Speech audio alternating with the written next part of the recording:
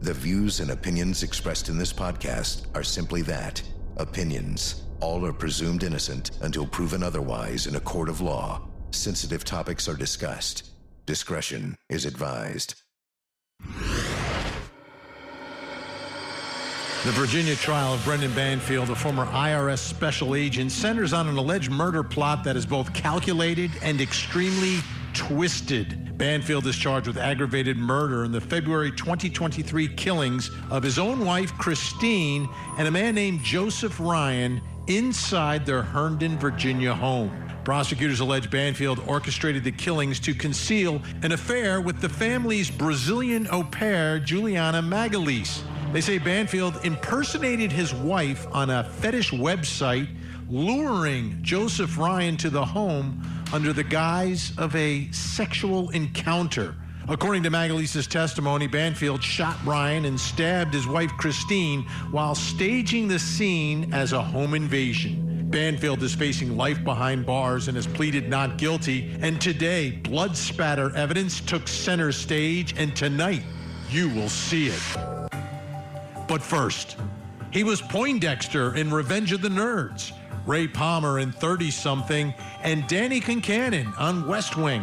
Actor Timothy Busfield has had a long career in Hollywood, but now he's been accused of 1 count of child abuse and 2 counts of criminal sexual contact of a minor.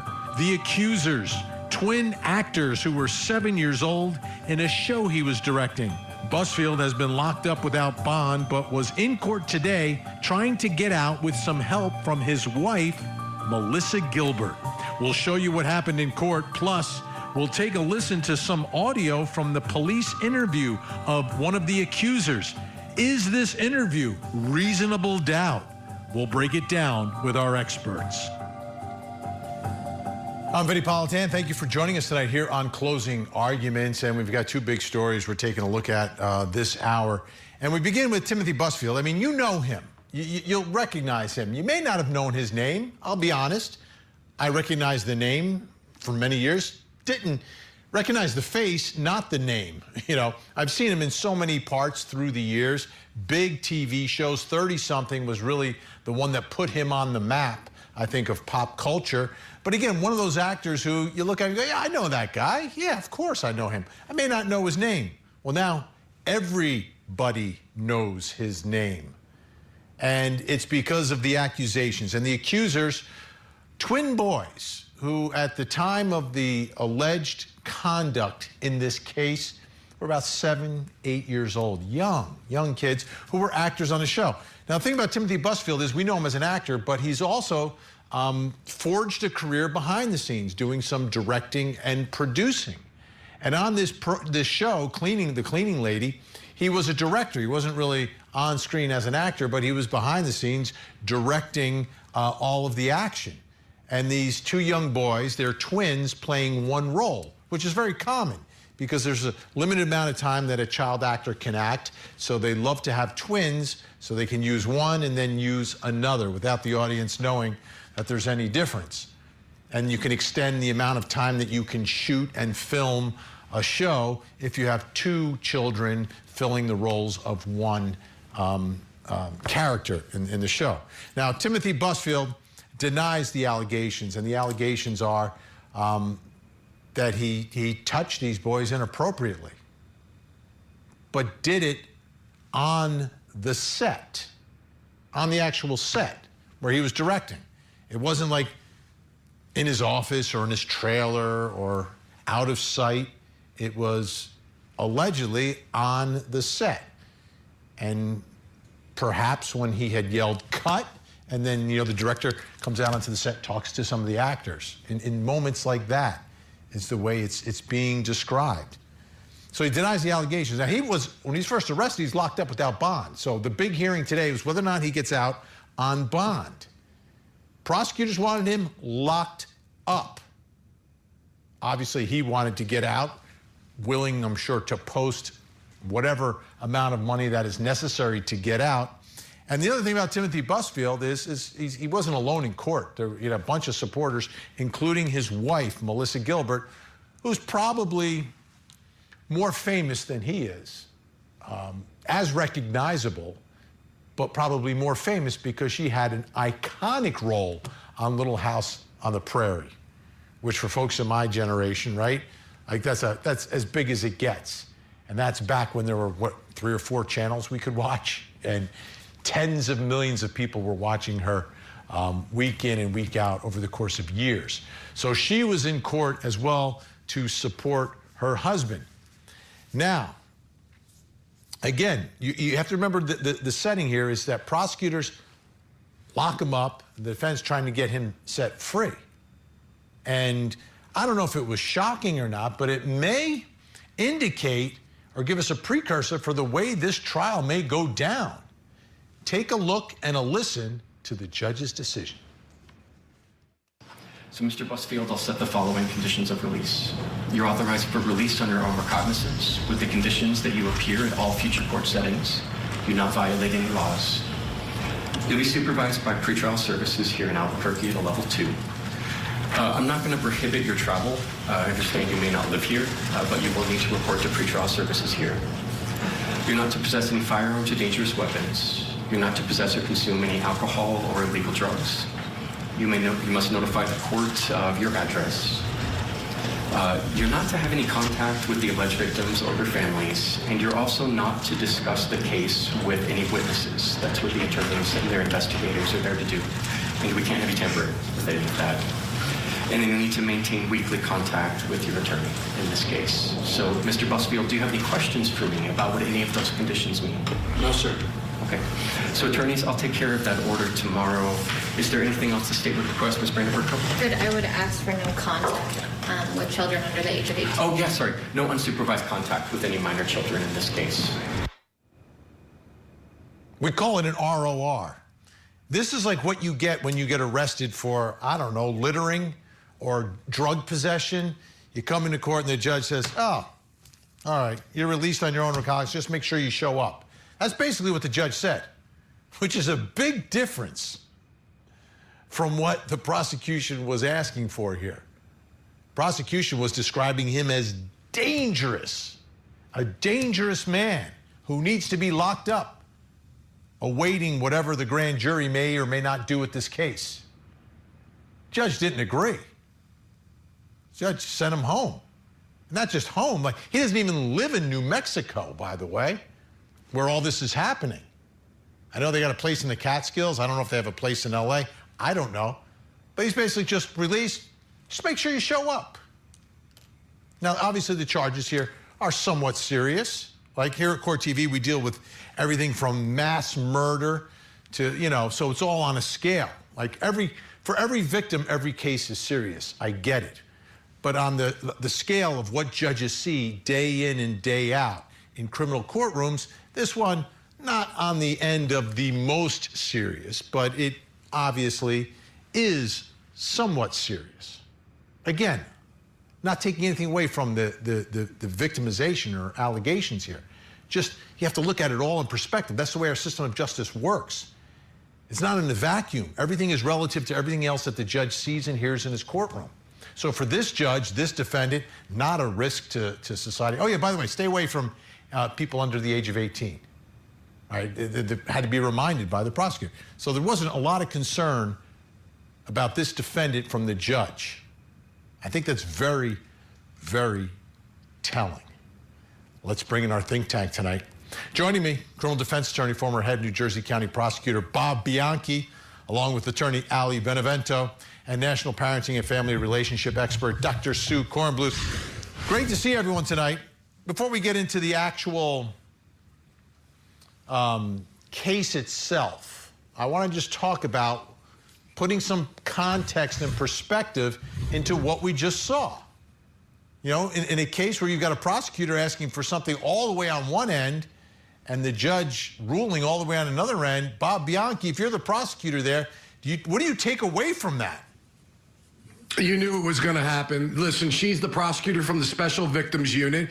Their bail system or detention system, I should say, because they changed it just like New Jersey did. There is a presumption of release They're looking at flight risk and danger to the community. A special victims unit always asks for the person to be detained. In my mind, after listening to the hearing, there was no question in my mind the judge was going to release him, not because of his fame, not because of his fortune, because that's what happens in 99.9% of these cases, because the judge feels that what he gave as restrictions is enough to keep the community safe. If the defendant steps out of line, then he goes back into jail. But nothing unusual here, Vinny. I know it may sound that way, but it's not. Allie, what are your thoughts here as we sit here, in the aftermath of what happened inside of the courtroom?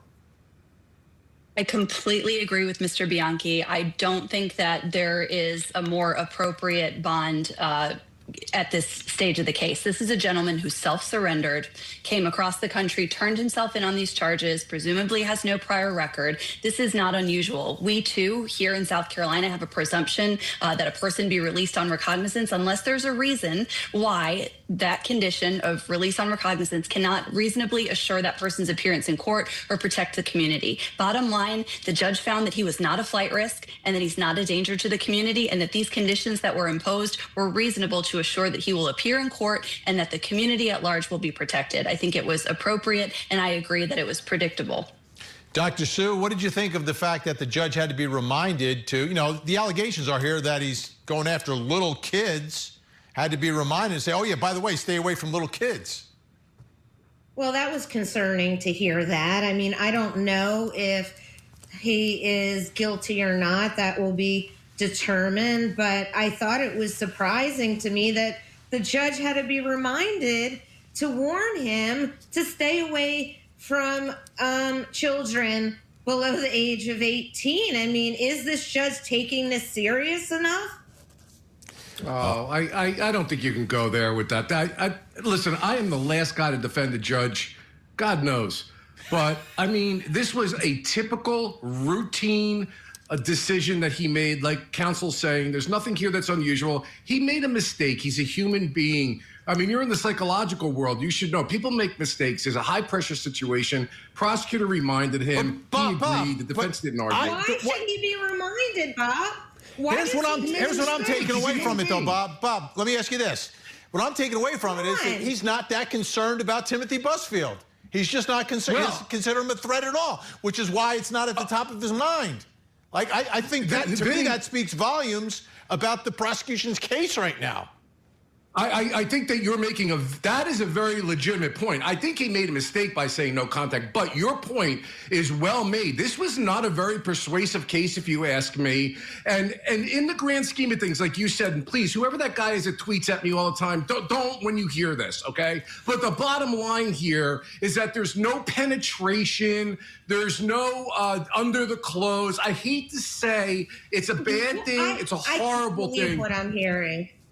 No, but you got to put things in perspective. This is not a first-degree aggravated sexual assault case. I'm sorry. No, I do not. Okay, I'm looking at this from a psychological perspective. And to hear from an attorney that over the clothes or under the clothes, come on, what does that mean? I'm sorry, no. Well, Dr. Sue, let me tell you something you need to know. Bob. Let me finish The legislature of that state and every other state doesn't agree with you.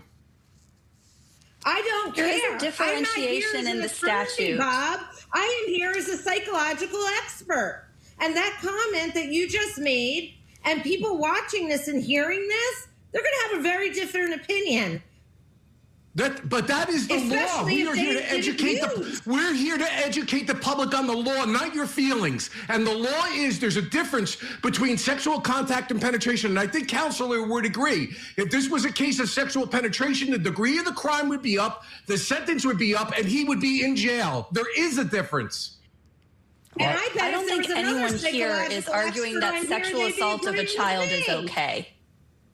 I'm not saying that. Assault of a child is horrible conduct. I think what Mr. Bianchi is trying to say, and certainly he can speak for himself, I don't think he needs for me to explain, but the law provides for different levels of conduct. And I think what the judge did was take into consideration that on the continuum of conduct, this is on the lower end. Not that anybody is condoning this behavior, saying that it is okay if it is true, but rather that the law treats it as a lower level offense than it would be if there was an allegation of under the clothes touching or penetration. All right, let's do that. Nobody is defending sexual assault. Thank you for explaining that, because I agree. Okay. With that. Okay. Well, listen back, We're in because that's agreement. exactly We're in agreement for a second. Let me play something else for you, because I really want you to comment on this. Let's get to some of the merits here of the case. And there was a witness who testified. He's the director of photography. So this is the person in charge of filming the show. Busfield's the director. The 7-year-olds are the actors, and they kind of switch in and switch out. Take a listen to his testimony regarding what he observed. Now, as the director of photography, did you work on every episode that Mr. Busfield directed? I did. Did you work closely with him on each of those episodes? Yeah, absolutely. I work very closely with all of the directors, and that first episode he was a guest, so it was one of my jobs as we've been there for 2 years, is to make sure he understands our process, gets to know the cast and crew, sets and things like that. So we worked very, very closely. I never left his side. Okay. And so is it possible that Mr. Busfield inappropriately touched SL on the set of The Cleaning Lady? No. Why not? Film sets may seem chaotic if you're an outsider, but everything we do is incredibly regimented. We're all a group of professionals who all know what they need to do, a lot of times without being told. And at any given time, if the child was on set, there was at minimum of 10 people there on the set with them. All right, let me ask you this, because it seems that the allegations are that this alleged conduct is taking place on the set itself. The director of photography describing that scene for us, about 10 people are there when they're filming these scenes with children involved. Is it possible that 10 people didn't see it, or look the other way, or are lying about seeing a child being accosted, a child being molested on the set? Is that possible? Allie, why don't you start us off? Certainly it's possible. You have to assume that nobody's really paying attention to everyone at every time. So I wouldn't say that it's impossible. It would be hard to believe that there were that many adults around and that something invasive was happening to a child and no one noticed. I wouldn't say that it's impossible. In fact, sometimes there are people who prey on children, and they do it in a way where they're not doing things in secret. They're doing it in public because nobody's paying attention, and the child is somewhere where they are comfortable, or where it is less likely that someone would think something was happening to them. I think it's possible. Agree? Sue? I think it's possible, yeah. I mean, I think were these people with him every single minute of the day, but you know what? The child could have been standing behind him, and his hands were behind his back, and he was doing things to the child behind his back where no one could see. I mean, these are all possibilities that could have happened. Yeah, well, anything's possible, but unfortunately, for the prosecutors, and I'm a pro-prosecution person, they've got to prove a case beyond a reasonable doubt to 12 jurors. And when I'm starting that way, as a prosecutor, I'm concerned that it's out in the open. I'm concerned that this guy is not a low-level actor who can sit in a corner and nobody's watching. There are people serving him hand and foot 24/7 because they all want to be in the proximity of power. And you can be assured the defense is going to bring that out, that he's being burned by everybody's eyes and attention 24/7. And the idea that he would have them behind him and do bad things by moving his hands behind his back in a set full of people is going to be something that prosecutors are going to have a hard time getting around. That's just a fact. And then when you add to the original statement that the kids made, which the defense actually brought out as being exculpatory, you have even more of a problem as a prosecutor. This is not about justifying sex abuse. This is about the idea that a prosecutor has to prove a case beyond a reasonable doubt to 12 people. All right, Bob, you set it up perfectly. Can you tell he's a TV pro? Coming up next, those original statements from the original police interviews played in court. We'll play them for you next. You'll hear the accusers themselves. Plus, coming up next hour.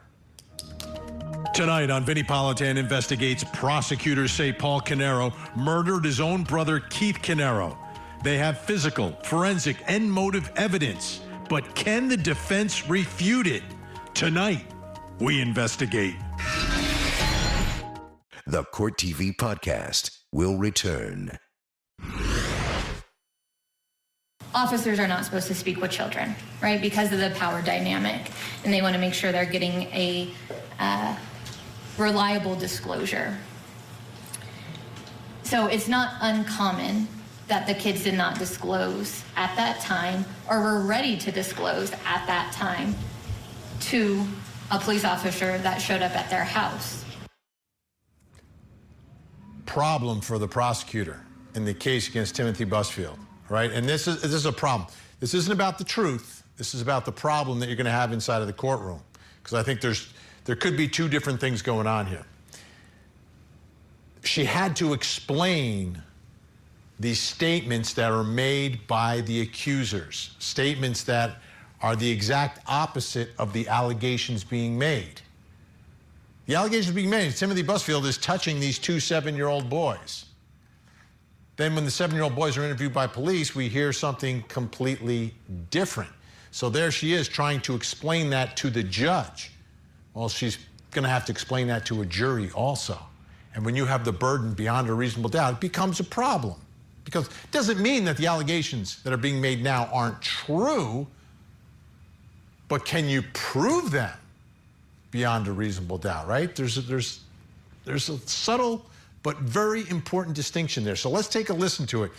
This, again, is being played in court. These are the accusers, both of them. Again, they're twins because they're sharing a role on the show. Take a listen. You know what's right and wrong, right? You know where people can't touch, where people can't do. Yeah, you know that, right? Does Tim ever do that? No, he's never touched me. Never touched you? Yeah.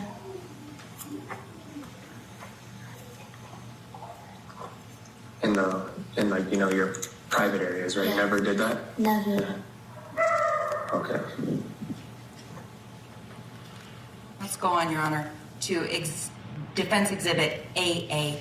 This is 5 minutes later, separate. The boys were separated. The same police officer, this time speaking to SL, out of the presence of his brother. So, you know what's right and wrong, right? Yeah. You know no one could touch your private areas? Yeah, but he doesn't touch them. Doesn't touch your private parts? Okay. That's not, Your Honor, a failure to disclose. That's an express denial. Okay. Let's bring in our think tank. Still with me, Bob Bianchi, Ali Benevento, Dr. Sue Kornbluth. Right, so to me, it's obvious this is a big problem in front of a jury when you're asking them to convict someone beyond a reasonable doubt. But let's just go somewhere else here. Let's talk about the truth here. Like, how do we figure out what the truth is before we decide whether or not to bring charges against someone? I'll start with you, Ali. What are your thoughts here? Obviously, denial in what they're saying to police, but later down the road, there's other times they're saying something different. How do you think that analysis should go in terms of when you decide what the actual truth is? This is tough, Vinny, because one thing that a lot of people forget, testimony is evidence. And especially in cases like these where you don't have cameras, you don't have witnesses that saw something or said that they witnessed something. You have the testimony of these two boys. And now what you have this prosecutor's challenge is that there is a prior statement that was made that is wholly inconsistent with what the allegations are. And I agree with the defense attorney. That is not just failure to disclose. That is an affirmative statement saying, no, he did not touch me. And so they're going to have to explain why the story changed from one moment to the next. Because again, testimony is evidence. If I'm the prosecutor, I'm not loving this case in any way. That's right. Yeah. Yeah, Vinnie, I want to add something. You used the word truth. This is a dangerous word, but let's go there, okay? As a prosecutor, I always have to make sure that I'm pursuing the truth. And what concerns me is that, and I agree with counsel, that this is an outright denial. And another thing that concerns me is a Michaels hearing, State versus Michaels. This is going to come down the road. The epicenter of that case was from the great state of New Jersey, how easily children are manipulated into giving statements. You need a seasoned professional investigator. That was not the kind of questioning that I'm aware of from a seasoned professional investigator, number one. And number two, did I hear that they actually interviewed both boys together? Highly inappropriate, highly suggestive. And then after they both gave denials, they separated them and started asking questions again. So when you use the word truth, if I were prosecuting this case, I have to not only say, can I prove it beyond a reasonable doubt? I have to now worry that we may have a Margaret Kelly Michaels situation in which the kids are testifying based on what they think people want them to say, as opposed to what the truth of the situation is. It is highly problematic for the prosecution. Now that I agree with. Okay, I think that not separating them and the way that they did the investigation, it was not proper.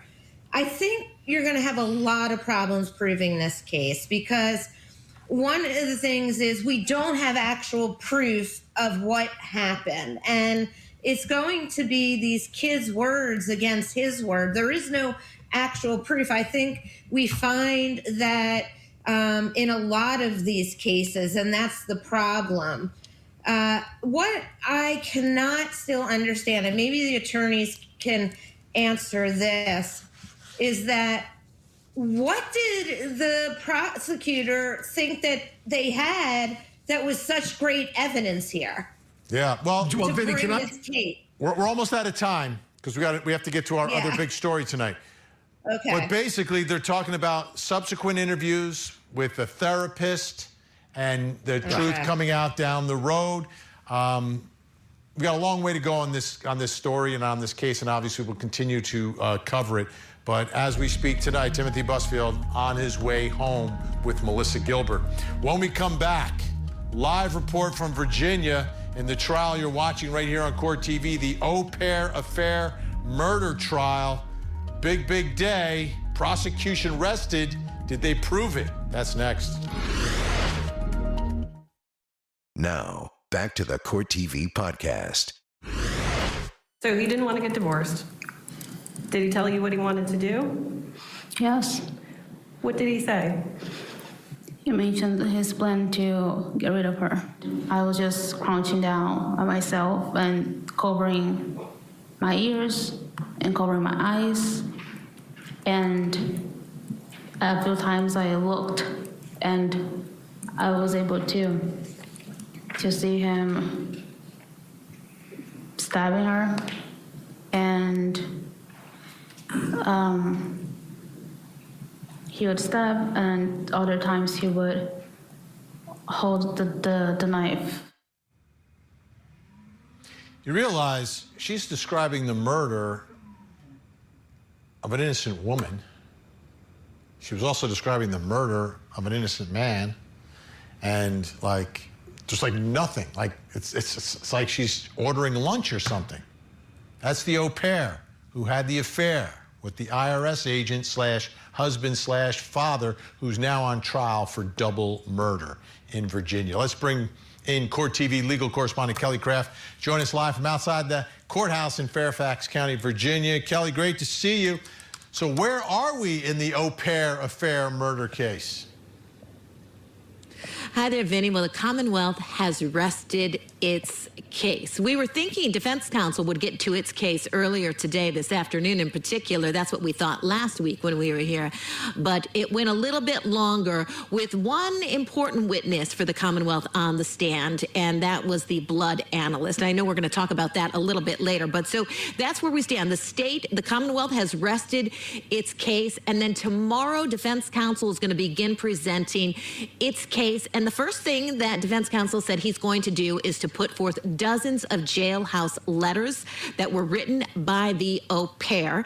And we have seen a lot of these letters before, and being able to show how the tone of those letters have changed from being really still in love with the man she was having an affair with, her boss, Brendan Banfield, the defendant in this case, saying that she would do anything for him, take the blame for all of this, to all of a sudden her making deals with potential people who wanted to make a lifetime story about her life, if you will, wanting pictures of her when she was a child from Brazil, and her negotiating deals of tens of thousands of dollars for potential TV stories, Vinnie. So tomorrow, defense counsel will begin presenting its case. That's the main thing. Okay, and let's see if they have an alternative theory about what happened. I mean, I get it, like, okay, she's lying, but then, okay, but what does that mean if she's lying? That's the part of their story I want to hear. All right, let's talk about the blood spatter expert. How did that go today? Well, I think for the Commonwealth, it went really well because the prosecution said in its opening that don't even take the au pair's word for it. You're going to hear from her. But what we want you to do is look at the blood, because blood does not lie. And the blood places Brendan Banfield over the top of his wife, Christine Banfield, stabbing her in the neck. That's what the prosecution says. So today, they brought forth this blood spatter expert who was really having jurors look at several different photos. So the prosecution was putting up photos for the jurors to take a look at, and they were able to see the placement of the blood droplets, the shape of the blood, the direction of the blood, and that's exactly what the blood analyst was talking about. Was this a struggle, or was the scene manipulated? And that's exactly what the prosecution is saying. This scene was manipulated, set up by Brendan Banfield, as well as the au pair. Let's hear what she had to say. What did the different direction of the flows indicate to you? That there were different positions while the blood was wet and flowing. If we look at the first and second fingers, the index finger and the middle finger, you can see a line of demarcation. That is, there's a line that you can see that there's blood on one side and not blood on the other side. And what does that mean? That something shielded the blood so that it didn't go on that unstained side, such as if the fingers are simply held together at the time that the blood is deposited, then the blood would not get between the fingers. And you're also taking a look at some of the photographs that jurors were able to analyze, taking a look at those blood droplets on Joseph Ryan's hand. Joseph Ryan, of course, the other victim in this case, who answered these requests by what the prosecution says was Brendan Banfield and the au pair, who were going and pretending to be Christine Banfield. And then he showed up wanting to engage in a violent sexual attack on Christine, believing that this was Christine he was communicating with the whole time. So we also saw some images of Brendan Banfield's jeans, as well as his shoes, and blood stains on those as well, Vinnie. And also, we want to tell you about defense's cross-examination of this witness, because blood analysts, their testimony, they are talking about and analyzing how they have seen this particular evidence, and defense counsel's job here is to poke holes in that.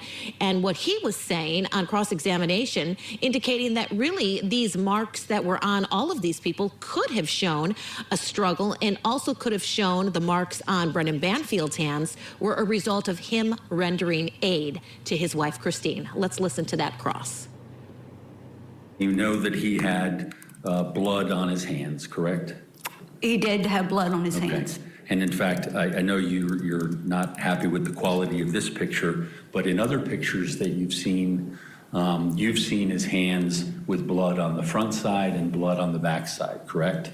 Yes, both hands were blood covered. Okay, and that would be consistent with someone who's rendering aid before first responders come, isn't that right?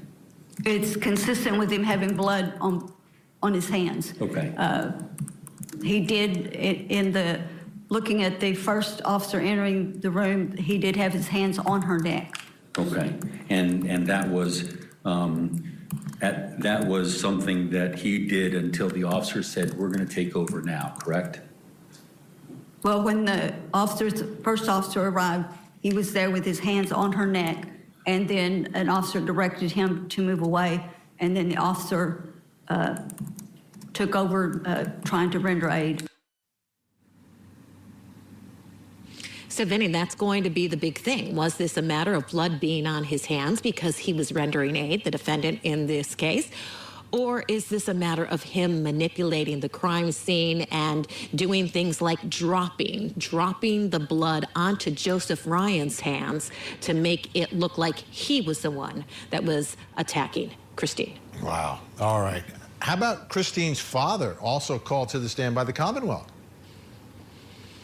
Vinnie, he was the last witness from the Commonwealth, and so we were inside the gallery, and then he was called as the next witness. He stood up, and everybody was really anxious to see what kind of testimony he was going to be provided, what the Commonwealth was going to ask him. I will say a lot of people were surprised because his testimony was very, very short. He really was just talking about Christine and how she had some challenges when she was younger in regard to bruising a lot and how they would take extra precautions as parents. Let's listen to a bit of his testimony. Did you observe any medical symptoms that gave you concern? Yes, several bruising, bloody noses. Were they more than the average child's experience? Yes, yeah, it was a concern to a pediatrician as well. Did you provide her with any medication to take? She didn't take anything on a regular basis. There was no medication for it at the time to take on like a maintenance drug or anything like that. I'm sorry, there was not a maintenance drug? There was no maintenance drug for what was the cause of everything. When she was little, is that correct? Yes. Okay. Was there a treatment drug? There was a treatment blood, for the blood disorder, yes. And did she receive that drug from you?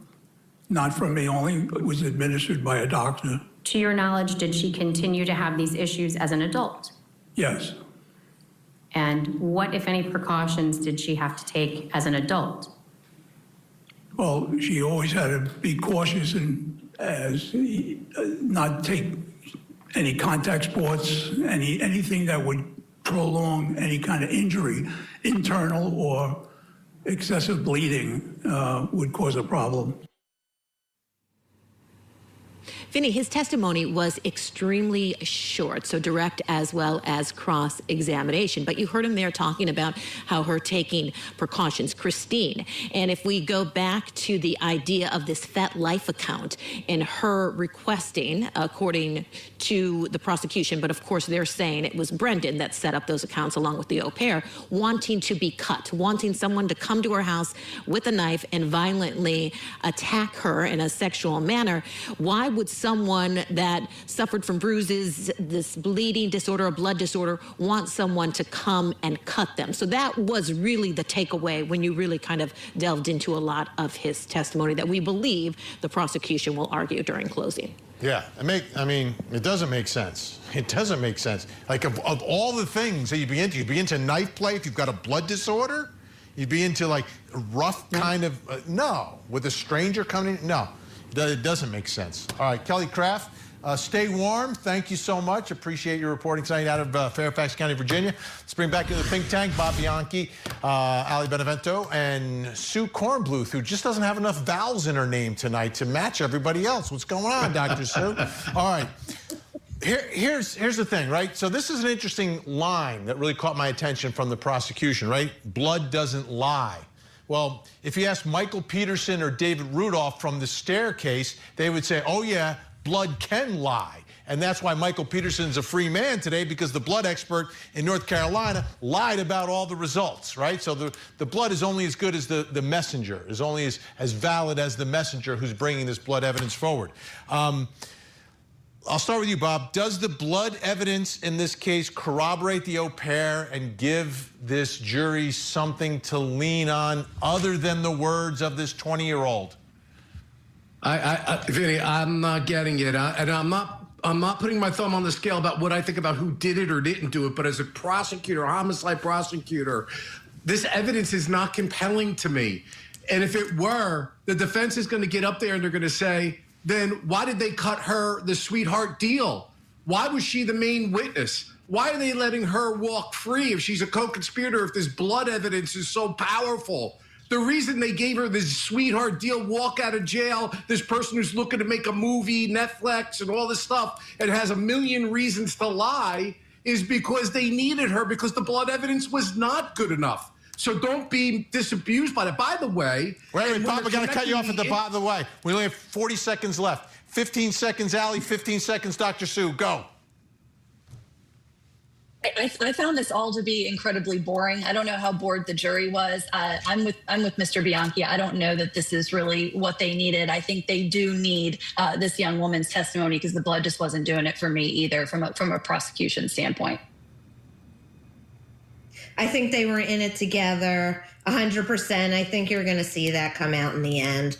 No doubt about it. What a great job tonight. Sorry I had to cut you off. We ran out of time, but that's good. That means you got to come back next week. Again, Bob Bianchi, Ali Benevento, Dr. Sue Kornbluth, thank you so much. When we come back, I will reveal something else you need to know tonight, plus coming up next hour. Tonight on Vinnie Politan Investigates, a burning home in Colts Neck, New Jersey, revealed 4 dead bodies. Not from the fire, but from a gun and a knife. Keith Canero and his family allegedly murdered by his own brother. Did Keith Canero have any idea any of this was about to happen? Tonight, we investigate. This is the Court TV Podcast.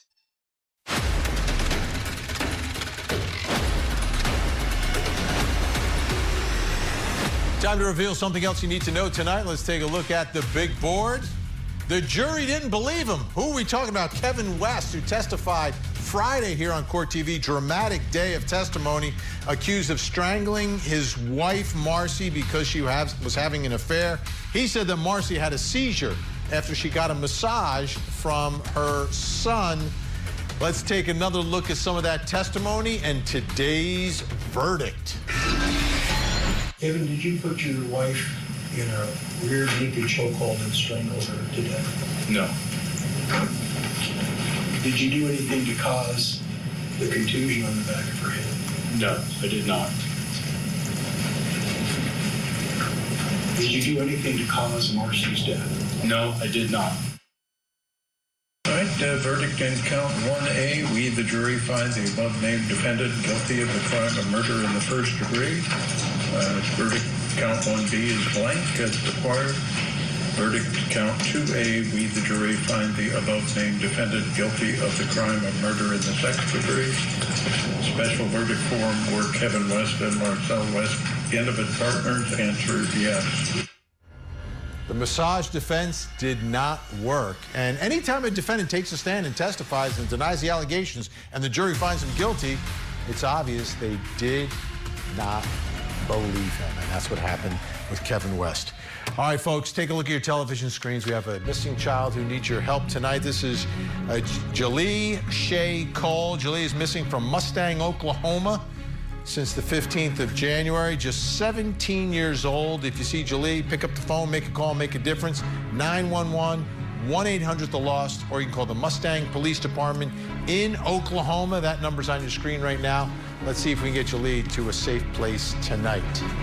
Don't go anywhere. We have another hour of live true crime. Vinnie Politan Investigates is next. In the meantime, please don't forget to hug the kids.